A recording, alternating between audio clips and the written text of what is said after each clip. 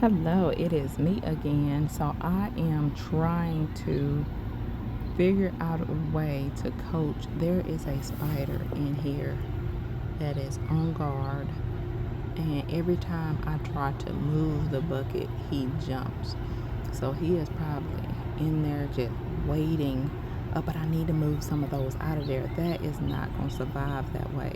I need to move about one, two, three, four, five out of there, and then top it off with a little layer of soil, and then plant those other five somewhere else. Like over in this bucket, I have a few in here growing pretty well. Um, and the issue, like I had to hurry up and bury everything or just put something in something because we had a big old flood and I was chasing down plants. I actually still haven't found my one of my garden gloves. And it was a big old pot. I was chasing up the street several of my plants when we did have the flood. My husband, he went out and he looked for me as well, but we didn't catch everything. Some stuff washed on the way. Okay, and this pink weed, there is, so this little pink weed over here is already flowering, and I am shocked. Like, a bumblebee isn't already over here claiming the territory. Normally, the big ones, they go ahead and claim a space in my yard. And I saw one like in March. I saw one, and I haven't seen one since.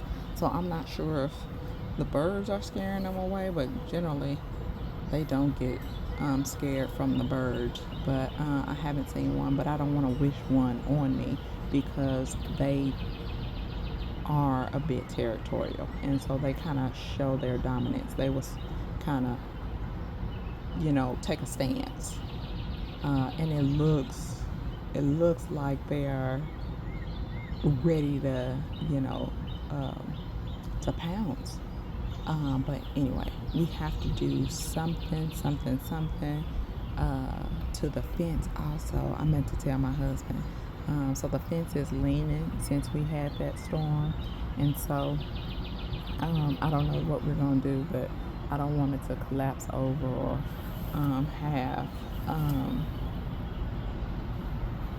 too much weight on it. But anyway, so that's for the fence project is going to be my husband and his friend, but the garden projects in the back, and this is it's always like, so what I did is I sprinkled some of those wildflower seeds back here, and I just let green happen because I like green, and I didn't know the pinkweed was in it.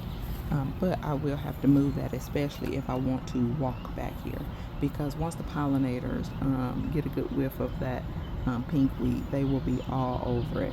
And then that pinkweed, it takes over. Its arms are just everywhere.